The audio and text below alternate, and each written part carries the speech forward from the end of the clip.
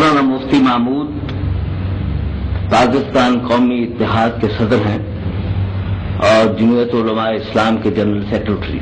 آپ کا تعلق صوبہ سرحد کے ڈیرہ اسماعیل خان سے ہے. تاریخ پیدائش جنوری 1919. والد بزرگوار کا نام خلیفہ محمد صدیق جو افغانستان سے ہجرت کر کے آئے تھے. ابتدائی تعلیم ڈیرہ اسماعیل خان میں ہوئی اور فارغ التحصیل دیوبند سے ہوئے 1941 میں. مختصراً یہ کہ آپ کا تعلق شروع سے جمعیت علماء ہند سے تھا جو تحریک پاکستان کی حامی جماعت نہ تھی، کانگریس کی حامی جماعت تھی.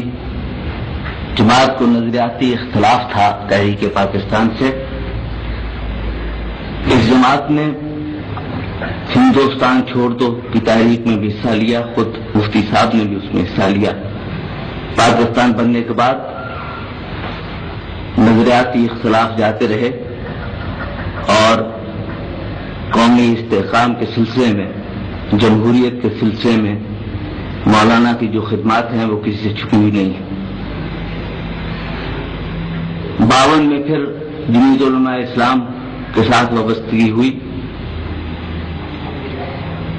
اور 1953 کی ختم نبوت کی تحریک میں پیش رہے. عملی سیاست میں پھر حصہ لینا شروع کیا. اس دوران متحدہ محاذوں میں شامل رہے جمہوریت کی جدوجہد کے لیے. 4 بار قومی اسمبلی کے انتخاب لڑ چکے ہیں. 1962 میں بنیادی جمہوریتوں کے نظام کے تحت منتخب ہوئے. 1965 میں کامیابی نہ ہوئی. 1970 میں پھر قومی اسمبلی کے رکن ہوئے اور اس کے بعد 1977. مولانا میرے ذہن میں ایک بات پہلے یہ آتی ہے کہ آپ کی وابستگی جمعیت علماء ہند سے تھی، نظریاتی اختلاف تھا سیاست مسلم لیگ کی سیاست سے. اس کے بعد آپ نے بڑھ چڑھ کے حصہ لیا ہے نظریاتی استحکام کے سلسلے میں پاکستان بن جانے کے بعد. میرے ذہن میں یہ خیال آیا ہے کہ یہ ذہنی سوچ جو آپ کی بدلی ہے اس کے محرکات کیا تھے؟ یہ در حقیقت پاکستان بننے سے قبل ہمارے ذہن میں ایک خاکہ تھا مسلمانوں کے حقوق کے تحفظ کے لیے.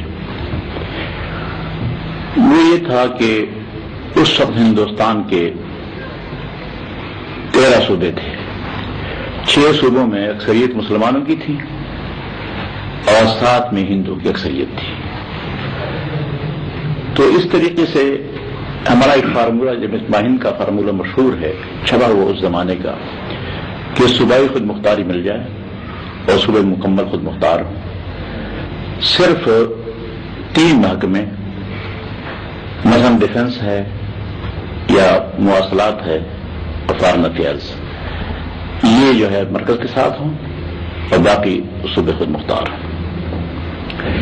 اس کے ساتھ ساتھ مرکزی پارلیمنٹ میں تناسب نمائندگی کا اس طرح ہو کہ مسلمان قوم اور ہندو یہ دونوں اکثریتی اقوام شمار ہوں گی اور ان کا تناسب جو ہے وہ 45% پارلیمنٹ میں ہوگا اور باقی 10% وہ دوسری اقلیتیں ہوں گی. تو اس طریقے سے خیال یہ تھا کہ ہندوستان ایک بھی رہے گا اور مرکزی پارلیمنٹ میں جو حقوق کے ضائع ہونے کا خطرہ تھا وہ بھی ٹل جائے گا اور صوبوں کی خود مختاری سے باقی مسلمانوں کے مسائل جو ہیں وہ بھی حل ہو جائیں گے. اور یہ تجویزیں جو ہیں بہرحال اس وقت ذہن میں ابھرتی تھی. چنانچہ ایسا بھی ہوا کہ جب شملہ کانفرنس میں ایک وفد آیا تھا لارڈ پیتر لارنس کا یا سر اسٹیفورڈ کرپس وغیرہ کا، تو ان سے جو فیصلہ ہوا تھا تو اس میں یہ تھا گروپ بنائے گئے تھے اے اور بی اور سی، لیکن پورے ہندوستان کو ایک رکھنے کا منصوبہ تھا اس وقت. اس کو مسلم لیگ نے بھی تسلیم کر لیا تھا اور کانگریس نے بھی تسلیم کر لیا تھا. غرض یہ ہے کہ مسلمانوں کے حقوق کے تحفظ کے لیے ہمارا بھی فارمولہ تھا اس وقت یہ نہیں کہ ہم مسلمانوں کے حقوق کے تحفظ سے وہ غافل تھے یا ہندو کے مظالم یا ان کی زیادتیاں جو ہو رہی تھی اس سے ہم مطمئن تھے، ایسی کوئی بات نہیں تھی، ہم بھی اس کا خیال کر رہے تھے، لیکن ہمارا ذہن میں خاکہ اور تھا جی۔ اس کے بعد جب پاکستان کے لیے مسلمانوں کی اکثریت نے فیصلہ دے دیا اور پاکستان بن گیا، تو پاکستان بن جانے کے بعد ایک قطعی فیصلہ تھا مسلمانوں کا، جیسے کہ جمہوری اصول یہ ہیں کہ میجارٹی کا فیصلہ جو ہے وہ لازماً تسلیم کرنا پڑتا ہے، تو ہم نے فیصلہ تسلیم کیا، اور پاکستان بن جانے کے بعد سب سے پہلے ہماری جماعت نے اعلان کیا کہ اب ہم اس کے بعد پاکستان کو تسلیم کرتے ہیں اور پاکستان کے استحکام کے لیے، اس کی ترقی و بقا کے لیے، اس کے نظریے کے لیے ہم جان توڑ کوشش کریں گے۔ اور اس طریقے سے یعنی مرکزی جمعیت علماء ہند کی طرف سے بھی ہمارے پاس یہ خطوط آئے اور انہوں نے کہا کہ آپ اپنی ثابت پر کام کریں، اور یہ کہا کہ اب پاکستان بن چکا ہے، اب نہ ہم نے اس سے اختلاف کرنا ہے اور نہ تم نے اختلاف کرنا ہے، واضح بھی ہدایت تھی۔ چنانچہ ہم نے پاکستانی کی حیثیت سے، چونکہ ہماری پیدائش یہاں کی تھی، ہم تو یہاں کے تھے، اپنے ملک کی آزادی کے لیے کوشش کر رہے تھے، تو ہمارا ملک تو یہی تھا جہاں ہم پیدا ہوئے تھے، تو اس سے لازماً ہم نے پاکستان کی بقا اور سالمیت کے لیے اور اسلامی نظریہ حیات کے لیے جو بنیاد ہے پاکستان بنانے کی، اس کی حمایت کی، اور 31 سال سے اس پر ہم گامزن رہے ہیں، اور ہم نے جو خدمت ہم سے ہو سکی وہ حقیقی خدمات پاکستان کے لیے پیش کی۔ مولانا اسی سلسلے میں میرے ذہن میں ایک سوال پیدا ہوتا ہے کہ پاکستان اسلام کے نام پر بنا، اور آپ نے بھی فرمایا کہ آپ نے بھی اسلام کی اس وقت خدمت کر رہے ہیں۔ سوال یہ پیدا ہوتا ہے کہ اس پاکستان میں نظام اسلام کا معاشی نظام کس طرح سے نافذ کیا جاتا ہے؟ اول تو وہ ہے کیا، اور پھر یہ کہ اس کے کیا نتائج مرتب ہوں گے؟ اصل میں حقیقت یہ ہے کہ پاکستان کے مسلمانوں نے پاکستان میں اسلامی نظام کی ترویج، اس کی تنفیذ کے لیے کوئی خاص توجہ نہیں تھی، اور پتہ نہیں کہ اس میں رکاوٹ کون تھے۔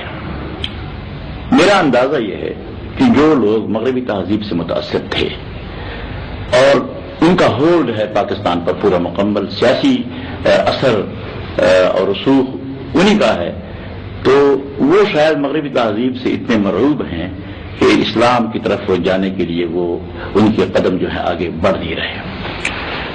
چنانچہ اسلام کا معاشی نظام اگر نافذ ہو جاتا تو سب سے پہلی چیز یہ ہے کہ بغیر سود کے بینکاری، بغیر سود کے بینکاری کا نظام جو ہے یہ اسلامی ایک نظام ہے۔ اب اس وقت نہیں، بہت کافی زمانے پہلے بہت سے ملکوں میں ایسے بینک قائم کیے گئے ہیں کہ بغیر سود کے چل رہے ہیں اور اسلامی اصول کے مطابق چل رہے ہیں۔ یہ نظام جو ہے ایک دفعہ ایسا بھی ہوا کہ ہم سن 64 میں مصر میں قاہرہ میں ایک مؤتمر میں میں شریک تھا خود، اس میں اسی اسلامی بینکاری کا مسئلہ جو ہے وہ زیر بحث آیا تھا، اور ایک مکمل بینک کا نظام یہ وہ تجویز ہو گیا تھا، اور اس کی پھر کاپیاں بھی تقسیم کرائی گئی تھیں، وہ پورا نظام نقشہ مکمل موجود ہے۔ تو اگر ایک نظام جو ہے ایسا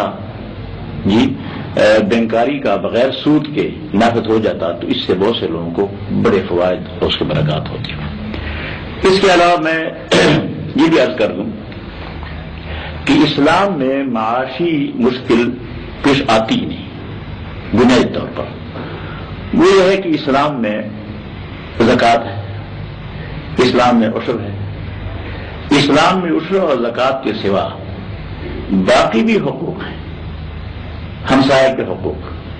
چنانچہ حدیث میں آتا ہے من کان منکم یؤمن باللہ والیوم الآخر فلیحسن الی جارہ، کہ تم میں سے ایک جو شخص آخرت پر اور اللہ پر ایمان رکھتا ہے وہ اپنے ہمسائے کے ساتھ احسان کرے۔ ایک حدیث میں آتا ہے جناب نبی کریم علیہ الصلوۃ والسلام نے فرمایا لیس المؤمن الذی یبیت شبعان وجارہ فی جنبہ جائع، کہ وہ شخص مومن نہیں ہے کہ خود اپنا پیٹ بھر کر سو جائے اور اس کا ہمسایہ بھوکا ہو، اس کے پہلو میں سویا ہوا ہو بھوکا، وہ مومن نہیں ہے۔ چنانچہ صحابہ کرام نے اس کی نظیر ہمیشہ پیش کی، مثالیں موجود ہیں، اور قرآن کریم میں صحابہ کرام کی صفت یہ آئی ہے وَيُؤْثِرُونَ عَلَىٰ أَنفُسِهِمْ وَلَوْ كَانَ بِهِمْ خَصَاصَةٌ، کہ وہ اپنے اوپر ترجیح دوسروں کو دیتے ہیں اگرچہ خود بھوکے ہوتے ہیں۔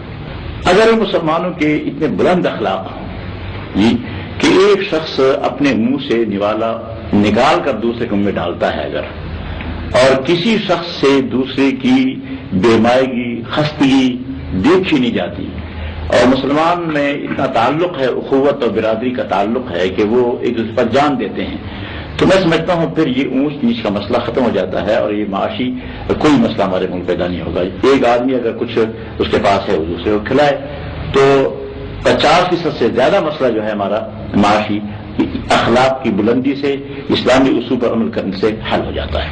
میں آپ سے یہ دریافت کرنا چاہوں گا کہ کیا اسلامی معاشی نظام میں صرف بلا سود بینکاری ہی کافی ہے، یا ربا کی اور شکلیں جو ہیں وہ زیادہ ظلم کی شکل میں موجود ہیں اور عام آدمی کو زیادہ پریشان کرتی ہیں؟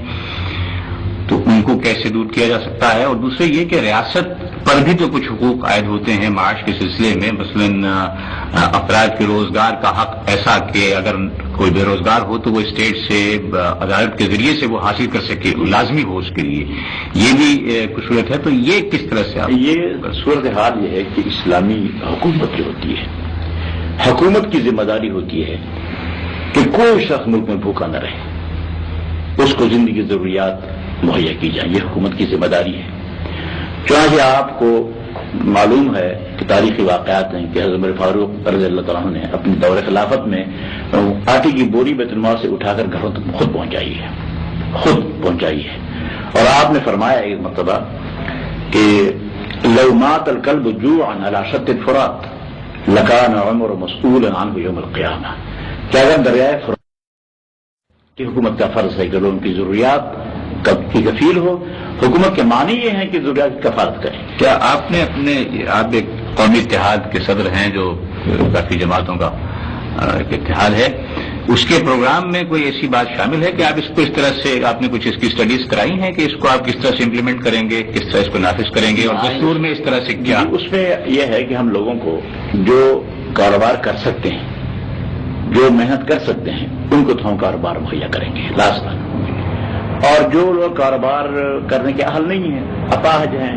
جی، اندھے ہیں، معذور ہیں تو یا بچے ہیں، ان لوگوں کے لیے ہم حکومت سے وظیفے مقرر کریں گے لازماً، اور ہم زکوٰۃ وصول کریں گے لازماً، اور زکوٰۃ کی وصولی کرنے کے بعد اور عشر وصول کریں گے، اس کو پھر ان مصارف پر خرچ کریں گے جو مصارف قرآن کریم نے بتائے ہیں۔ اس میں یتامہ کا مسئلہ بھی ہے، اس میں مساکین کا ہے، فقراء کا ہے، مسافروں کا ہے، سارا اس میں ہے۔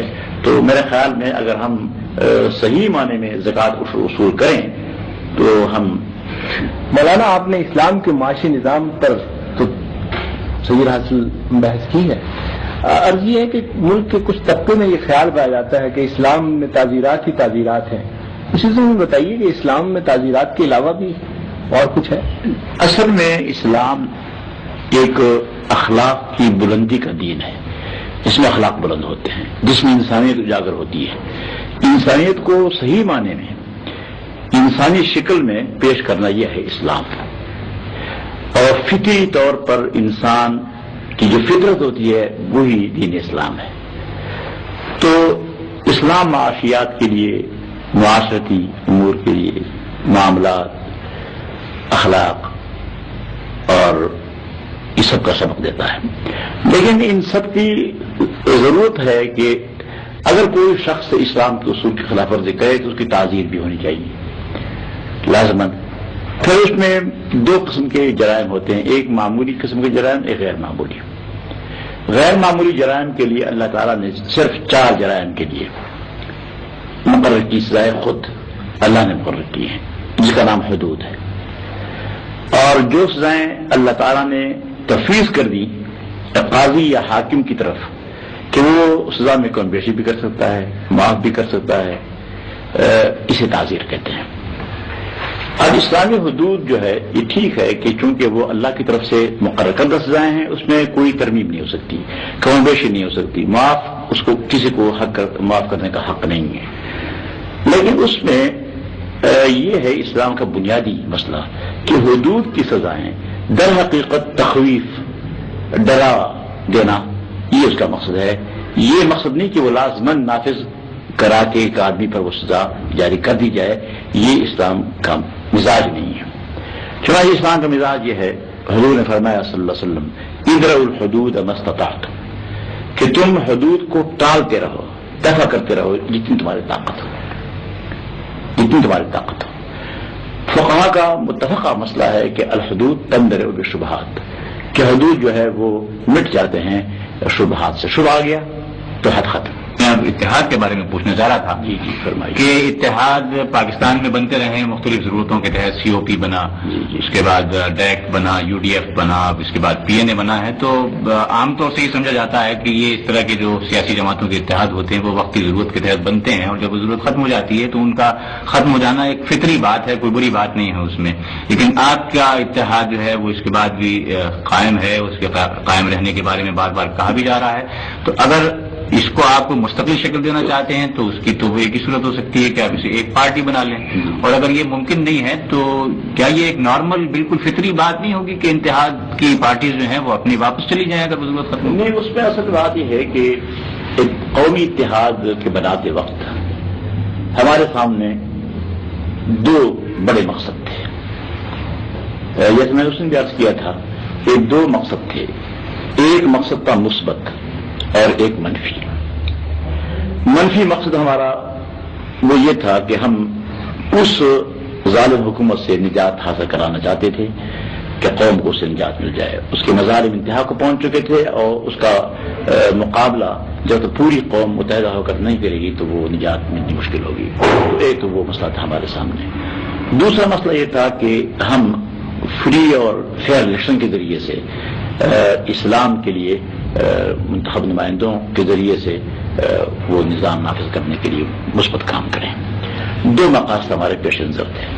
چنانچہ اس وقت جب انتخابات ہوئے سن 77 میں، گزشتہ سال، تو انتخابات میں اتنی عظیم دھاندلی ہوئی جس کی شاید جمہوری تاریخ میں آپ نے پڑھا نہیں ہوگا، اور جمہوری دنیا میں سے کوئی مثال مل سکتی ہے۔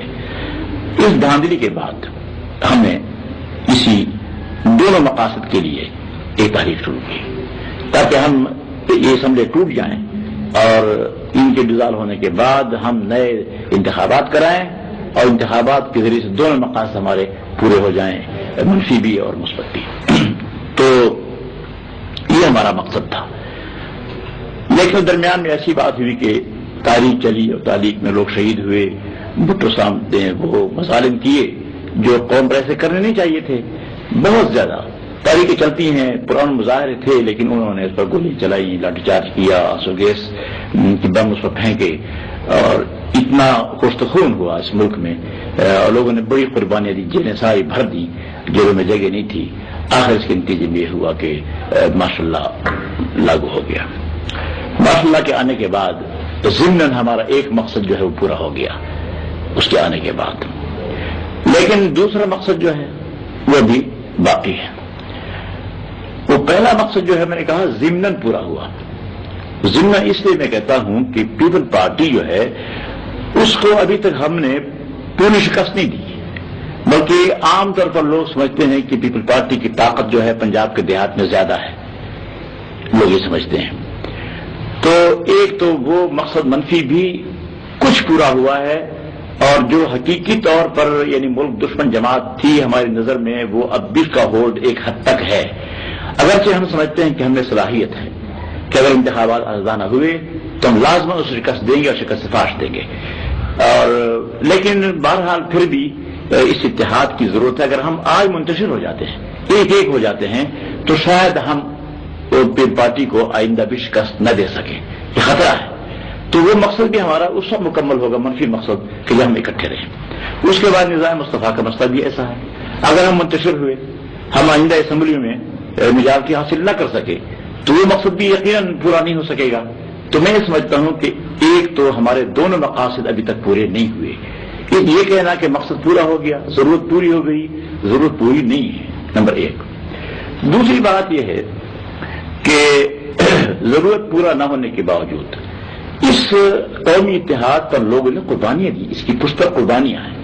یو ڈی ایف پر قربانیاں نہیں تھی، بہت تھوڑی ہوں گی، تھوڑی۔ اس کے پہلے ڈیک میں جی دوسرے جو محاذ تھے ان میں قربانیوں کی یہ صورتحال نہ تھی جو اس دفعہ اس تحریک کے بعد ہوئی. اس سے اس قربانیوں کا تقاضا بھی ہم سے یہ ہے کہ جب تک مقاصد پورے نہ ہو ہم اکٹھے رہیں. اب مجھے تعجب یہ ہو رہا ہے کہ عجیب بات یہ ہے کہ جب ایک منشور ہے ہمارا اور منشور ہم نے طے کیا ہے، یہ JVP تحریک استقلال NDP تینوں جماعتیں ہمارے ساتھ تھیں اور ہم نے متفقہ طور پر ایک منشور پاس کر کے قوم کو دیا. وہ منشور ہمارا موجود ہے. جب منشور ایک ہوتا ہے تو پھر انتخابی مقابلے کا انسان سوچ نہیں سکتا کہ منشور تو میرا اور آپ کا ایک ہے اور پھر انتخابات میں ہم مقابلے بھی کریں. تو یہ تینوں جماعتیں یا تو یہ اعلان کریں کہ ہم نے منشور چھوڑ دیا ہے، ہم ایک نیا منشور اختیار کر رہے ہیں، منشور ہم اس سے منحرف ہو گئے ہیں، یہ اعلان کر دیں قوم کے سامنے، پھر ٹھیک ہے وہ نکلیں. اور منشور بھی وہی. اس لیے میں تو سمجھتا ہوں کہ منشور ہمارا ایک ہے، وہ پھر دوبارہ اگر رجوع کر لیں واپس آ جائیں تو ہم قبول کرنے کے لیے تیار ہیں. لیکن اس سے یہ نتیجہ وہ بھی نکال سکتے ہیں کہ صاحب آپ نے روگردانی کر لی ہے منشور سے، آپ یہ نتیجہ نکال سکتے ہیں کہ انہوں نے روگردانی کی ہے. یہ جو آپ چاہتے ہیں کہ وہ اعلان کریں کہ ہم منشور کے ساتھ لا تعلقی کا اظہار کریں، لیکن وہ تو بنیادی باتیں ہیں جن پہ آپ نے اتفاق کیا تھا، اس سے اعلان کیا معنی رکھتا ہے انکار کا؟ نہیں، اس میں یہ ہے کہ میں تو یہ کہتا ہوں کہ ہم نے تو انحراف نہیں کیا. جمہوری اصول کے مطابق فیصلہ میجارٹی کا ہوتا ہے، تو میجارٹی تو ہمارے ساتھ ہے. پھر وہ تین پارٹیاں بھی کوئی ایسا نہیں کہ متفقہ طور پر کسی منصوبے کے تحت الگ ہوئے، ایک جماعت الگ ہوئی از خود، پھر دوسری، پھر تیسری، ان کا بھی عزم اتفاق تو ہے نہیں، الگ الگ ہوئے. تو میں یہ سمجھتا ہوں کہ منشور جو ہے جب تک ہمارا ایک ہے، یعنی وہ نیا منشور بنائیں لیکن یہ اعلان ضرور کریں کہ ہم قومی اتحاد سے اس لیے منحرف ہو گئے کہ ہم ان کا منشور ہمیں قبول نہیں ایک، یا پھر وہ یہ اعلان کریں کہ قومی اتحاد نے اپنے سابقہ منشور مواعید سے انحراف کیا، یہ ثابت کریں. اب یہ تو ایسی زبانی باتیں ہیں کہ کہتے ہیں دیکھو وہ نظام مصطفیٰ سے انہوں نے انحراف کر دیا. ان جماعتوں میں سے کئی کو یہ اعتراض ہے کہ آپ نے حکومت میں شمولیت اختیار کی، اس پہ وہ اصول کی بنیاد پہ اعتراض کرتے ہیں. لیکن اس اعتراض کے بارے میں نہیں پوچھنا چاہ رہا. اصل میرا سوال یہ ہے کہ جب آپ نے شمولیت اختیار کی تھی تو اس سے پہلے بھی اور جب شمولیت اختیار کی تھی اس وقت بھی آپ نے یہ کہا کہ ہم یہ طے کر کے جا رہے ہیں کہ یہ با اختیار کابینہ ہوگی اور اس میں وزراء جو ہیں با اختیار ہوں گے. لیکن انہوں نے وہاں جانے کے کچھ دن بعد ہی آپ کے وزراء جو ہیں انہوں نے اپنے بے اختیار ہونے کا ذکر بار بار شروع کیا اور کہا کہ جی ہمیں کام کرنے کا موقع نہیں دیا جاتا اور ہمیں کوئی اختیار نہیں ہے. تو ان دونوں باتوں میں اتنے کم وقفے کے اندر یہ دو بالکل مختلف صورتحال نظر آتی ہیں. اس کے بارے میں ذرا کچھ. اس میں دیکھیے دو باتیں ہیں. ایک تو یہ ہے کہ ان پارٹیوں کا، تین پارٹیوں کا ہم سے الگ ہو جانا. دو پارٹیاں تو اس وقت ہو گئی تھیں کہ ہم نے حکومت شمولیت کا فیصلہ نہیں کیا تھا. حکومت میں شمولیت کے فیصلے سے قبل وہ دونوں پارٹیاں الگ ہو گئی. تیسری پارٹی NDP جو ہے ان کا اعتراض یہ تھا کہ حکومت شمولیت نہیں کرنی چاہیے، یہ اعتراض تھا. لیکن جب ہم 5 مہینے تقریباً مذاکرات کر رہے تھے، 18 مارچ کو پہلی دعوت دی انہوں نے ہمیں، اس سال 18 مارچ کو دعوت دی اور ہم ان کے پاس گئے، ان سے ملاقات ہوئی، انہوں نے ہمیں پیشکش کی کہ آپ وزارتوں میں آئیں. تو اس میں پھر ہوا اس طرح کہ ہم نے اس پیشکش کو مشروط طور پر تو قبول کیا، غیر مشروط طور پر قبول نہیں کیا. اور ہماری شرطیں جو ہیں وہ پھر میں نے ایک خط لکھا ہے چیف مارچ ایڈمنسٹریٹر کو جو اخبارات میں چھپ چکا ہے، اور اس میں نے وہ شرائط جو ہماری تھی وہ پیش کی ان کے سامنے. انہیں شرائط پر مختلف وقتوں پر تاریخوں پر گفتگو ہوتی رہی. یہ اس لیے نہیں، ہم اصولاً ماشاء اللہ کے تحت کسی حکومت میں شامل ہونے کے لیے تیار نہیں ہیں. نہ کوئی بھی سیاسی آدمی، جمہوریت پسند آدمی ماشاء اللہ کے تحت میں شریک نہیں ہوتا کبھی بھی. لیکن کبھی ایسا ہوتا ہے اتفاق سے کہ ہم ہنگامی حالات کے تحت ملک کی بقا استحکام کی خاطر، ضرور کی خاطر کبھی ایسا بھی ہو جاتا ہے. اس کی نظیر موجود ہے. جیسے کہ جب پاکستان بننے سے قبل پاکستان کا فیصلہ ہوا، تقسیم کا فیصلہ ہوا ملک کا، تو اس وقت عبوری حکومت بنی، اس میں کانگریس مسلم لیگ دونوں کے نمائندے گئے اور حکومت انگریز کی تھی. انگریز کی حکومت میں غیر منتخب حکومت یہ بنی ہمارے سامنے. اس لیے وہ سمجھتے کہ ہم تقسیم کے مراحل جو ہے وہ اس طرح اتفاق سے بیٹھ کر طے کریں گے آہستہ آہستہ. یہ تو قبلہ کافی. اب یہاں بھی مسئلہ یہ ہے کہ ہم نے 5 مہینے مذاکرات کر کے پورا اطمینان حاصل کرنے کے بعد، متفقہ طور پر فیصلہ کرنے کے بعد پھر اس میں شمولیت کی. ہمیں بااختیار ہونے کا بھی یقین دلایا گیا. الیکشن شیڈول کا مطالبہ تھا وہ بھی ہو گیا. نظام مصطفیٰ کی اجرا کا وہ بھی ہوا. جو ہماری شرطیں تھی سب کی سب پوری کر دی تقریباً. اچھا، آخر میں یہ کہوں کہ با اختیار ہونے کا انہوں نے کہا کہ آپ اپنے محکموں میں آپ کو وزراء بالکل با اختیار ہوں گے، جو کریں گے ٹھیک ہے. بات تو طے ہو گئی تھی، ہم چلے گئے. اب اس وقت با اختیار ہونے میں جو رکاوٹیں ہیں وہ رکاوٹیں ہیں ضرور. اور میں سمجھتا ہوں کہ اس میں ایک تو یہ ہے کہ جو بیوروکریٹس ہیں وہ بالکل نہیں چاہتے کہ ان کے کام میں کوئی کسی کی مداخلت ہو. اس کی حکومت خود اختیاری جو قائم کی ہے دفاتر میں، اس میں کوئی باہر سے آدمی آ کر مداخلت کرے، وہ چاہتے نہیں. اس سے وہ کوآپریشن نہیں کر رہے پورا. ایک تو یہ اس میں اچھا اب ان کو کنٹرول کرنا ہے. ایک یہ ہے کہ آخر ہمارا تعلق ہے اصل میں حکومت ماشاء اللہ کی ہے، فوجی حکومت ہے. اس گورنمنٹ کو طاقت جو ہے سپلائی ہوتی ہے فوج کی طرف سے، ماشاء اللہ کے ذریعے سے. انتخابات سے عوام کی طرف سے تو کوئی طاقت سپلائی نہیں ہو رہی جی، تو ماشاء اللہ بھی ہے. تو اس لیے یہ دونوں باتیں جو ہیں ایسی ہیں کہ ان پر ہم نے قابو پانا ہے. میں تھوڑا ہم ایک معاون کی حیثیت سے شریک ہوئے ہیں، یوں سمجھ لیجیے. ہماری حکومت نہیں ہے، ہم کے لیے جیسے معاون کے شریک ہوئے ہیں. شاید ہم موجودہ حالات کو کچھ بہتر بنا سکیں، اور مجھے یقین ہے کہ تجربہ کامیاب ہو جائے گا. اگر ناکام ہوا تو اس کے بعد اور تجربہ کوئی نہیں ہوگا. اسی سلسلے میں ایک سوال ذہن میں پیدا ہوتا ہے کہ قومی کردار میں ہم آہنگی کے بارے میں آپ کا کیا خیال ہے؟ کس طرح سے قوم میں ہم آہنگی؟ یہ تو دیکھیے یہ سیاسی عمل سے ہوتا ہے. بدقسمتی سے ہمارے ملک میں سیاسی عمل جو ہے وہ 6 سال بھٹو کا دور تھا.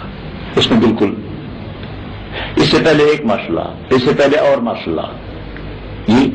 تو سیاسی عمل جو ہے اس ملک میں نہیں ہوا.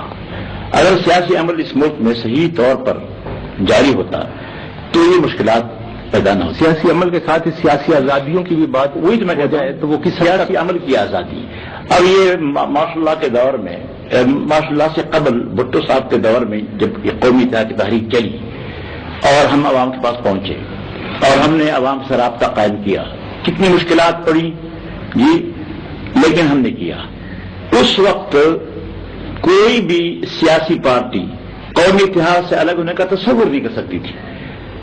مجال تھا کہ تحریک استقلال یا جی وی پی وہ قومی اتحاد سے الگ ہونے کا سوچ بھی نہیں مجال تھا، اس لیے کہ سیاسی دباؤ تھا. عوام جو ہے وہ سیاسی جماعتوں کو راستہ دکھا کے ایک راستے پر لے جاتے ہیں زبردستی کر کے، جب شعور بیدار ہوتا ہے. جب اس کے بعد ماشاء اللہ ہوا، سیاسی عمل بند ہو گیا، جل سے بند، عوام سے ہمارا رابطہ منقطع ہو گیا. اس کے بعد ایک سر اٹھانا شروع کر دیا، چونکہ پیچھے سے کنٹرول نہیں تھا عوام کا صحیح معنی میں. تو جب عوامی کنٹرول نہ ہو، سیاسی عمل نہ ہو ملک میں، سیاسی دباؤ عوام کا نہ ہو، تو جماعتیں اس طرح خود سری کر کے وہ الگ ہو جاتی ہیں اور پھر ہم آئنگی اتحاد قوم میں باقی نہیں رہتا. مطلب ایک بنیادی سوال یہاں پیدا ہوتا ہے. 30 سال میں ہمارے ملک نے تجربات بہت کیے، پارلیمانی نظام بھی آیا ہے، صدارتی نظام بھی آیا ہے، ماشاء اللہ بھی لگے ہیں، پارٹیز بھی بنی ہیں، پارٹیز ٹوٹی بھی ہیں، سیاسی پابندیاں بھی عائد ہوئی ہیں، پھر جاری بھی ہوئی ہیں. بے شمار تجربات ہم نے کر لیے 30 سال میں. جی بالکل. کیا وجہ ہے آپ کے خیال میں کہ ہمارے ملک کو سیاسی استحکام نصیب نہیں ہوا؟ بنیادی وجہ کیا ہے؟ ہماری قوم میں کوئی خرابی ہے؟ ہماری سوچ میں خرابی ہے؟ ہمارے عمل میں خرابی ہے؟ یا ہم نے ایک جو اپنے آدرش جو قائم کر رکھا تھا اس سے ہم ہٹ گئے ہیں؟ آپ کے ذہن میں کیا بات آتی ہے؟ کیوں ہمیں سیاسی؟ میں تو یہ سمجھتا ہوں کہ قوم بہت اچھی ہے، لیکن اس قوم کی تربیت نہیں کی گئی. اور ہمارے جو حکمران طبقے کے لوگ مختلف صورتوں میں ہمارے سامنے آتے گئے ہیں، انہوں نے اپنی کرسی کے تحفظ کے سوا قوم کے شعور کو بیدار نہیں کیا. ہمارے لوگوں کو پریکٹس نہیں ہے سیاسی، اور انہیں سیاسی عمل کی تربیت نہیں دی گئی. یہی وجہ ہے کہ یہاں کوئی مستحکم کس نے تربیت نہیں دی؟ حکمران طبقے نہیں، حکمران طبقہ سیاستدانوں کو تو کام نہیں کرنے دیا گیا. وہ سیاستدانوں کے جن میں ایک بات میں ہمارے یہاں تو سیاستدان کے یہاں حکمران رہے نہیں. یہی تو میں پوچھنا چاہتا سیاستدان یہاں حکمران نہیں رہے. آپ کو کچھ عرصے سے خاص طور سے جب سے اتحاد بنا ہے اسلام اور اسلامی نظام کے سلسلے میں کافی گفتگویں ہو رہی ہیں، تو اس کے حوالے سے ایک بات یہ بھی ہے کہ دنیا میں دو طرح کے پارٹی نظام ہیں. ایک جماعتی نظام کہتے ہیں، ایک کثیر الجماعتی نظام، ملٹی پارٹی سسٹم کہتے ہیں. تو ایک اسلامی ریاست میں آپ کے خیال میں کوئی ملٹی پارٹی سسٹم کوئی اس کے منافی ہے، یا یہ کہ ایک جماعتی سسٹم اس سے زیادہ قریب ہے، یا پاکستان کے حالات میں کو بھی پیش نظر رکھتے ہوئے؟ ایسی بات نہیں. اس میں کوئی اسلام کی صریح نصوص کتاب و سنت کے ایسے نہیں ہیں کہ اس میں کوئی سیاسی پارٹی بنانا کوئی جرم ہے. ایسی بات نہیں ہے. ہم خیال لوگ اکٹھے ہو جائیں جماعت بنا لیں، اتنا فرق نہیں پڑتا. اور پھر اس کے ساتھ ساتھ یہ ہے کہ ون پارٹی گورنمنٹ میں بھی متضاد خیالات ہوتے ہیں. یہ نہیں ہوتا ون پارٹی گورنمنٹ مجبوری سے اس پارٹی کو تو جوائن کر لیتے ہیں، لیکن ذہن کا اتحاد نہیں ہوتا. وہاں بھی لڑائی جھگڑے پارلیمنٹ وغیرہ میں ہوتے رہتے ہیں. تو میں سمجھتا ہوں کہ ہمیں مکمل طور پر اس قوم کو آزادی دینی چاہیے تاکہ وہ آزاد آزادی کی تربیت حاصل کرنے کے بعد یہاں پر صحیح حکومت چلا سکے. مولانا، ان بدلتے ہوئے حالات میں آپ کے خیال میں ملک کی خارجہ پالیسی کی کیا طریقے ہونے چاہیے؟ کس طرح سے اس پہ خارجہ پالیسی جو ہے اس میں سب سے بنیادی مسئلہ وہ یہ ہے کہ مسلمان ملکوں سے ہمارے روابط سب سے زیادہ مستحکم ہونے چاہیے. یہ نظریے کی مملکت ہے ہماری. جب نظریاتی مملکت ہے تو اسلامی نظریے کے حامی جو حکومتیں ہیں ان سے ہمارے تعلقات بالکل برادرانہ ہونے چاہیے، اور ہمیں اجنبیت بالکل ختم کر کے ایک ملت کی حیثیت سے مسائل کو سوچنا ہوگا. یہ بنیادی مسئلہ ایک تو یہ ہے. پھر اس کے بعد یہ ہے کہ ہم نے کسی کے ساتھ بھی لڑائی نہیں لڑنی، غیر جاندار پالیسی پر گامزن ہونا ہے. میں سمجھتا ہوں کہ یہ دفاعی معاہدے جس پہ ہم گرے ہوئے ہیں ان سے ہمیں نکل جانا چاہیے. یہ بڑی طاقتوں کی جو آپس میں چپکلش ہوتی ہے، اس میں ہمیں غیر جاندار رہنا چاہیے. مکمل طور پر ہم کسی کا اعلی کار بننے کے لیے تیار نہیں. ہمیں اپنے پاؤں پر کھڑا ہونا چاہیے. اور بہت سے ہم سے چھوٹے چھوٹے ملک، ہم سے زیادہ بے بس ملک، وہ غیر جاندار ہیں اور اس کو وہ بھی گزارا کرتے ہیں. تو ہمیں اپنے وسائل پر انحصار کر کے یہ بڑی بڑی طاقتوں کے سرمایوں پر انحصار چھوڑ دینا چاہیے اور اپنے پاؤں پر کھڑے ہو کر غربت و افلاس کی صورت میں بھی اپنی آزادی کو برقرار رکھنا چاہیے. مسلمان ملکوں سے اولین تعلقات اور پھر تمام ملکوں سے دوستانہ تعلقات اور غیر جاندار ان بلاکوں میں ہم نے کسی بلاک کی حمایت نہیں کرنی. یہ ہمارا موقف ہے. میں ایک پھر وہی میں سیاست، ملکی سیاست کی طرف جانا چاہتا ہوں. انتخابات کی بات آپ نے فرمائی کہ وہ مسلسل نہیں ہوئے. جی. تو اب تو ایک ہے آپ کی کمٹمنٹ بھی ہے اور جی حکومت کی کمٹمنٹ بھی ہے کہ انتخابات تو ہوں گے.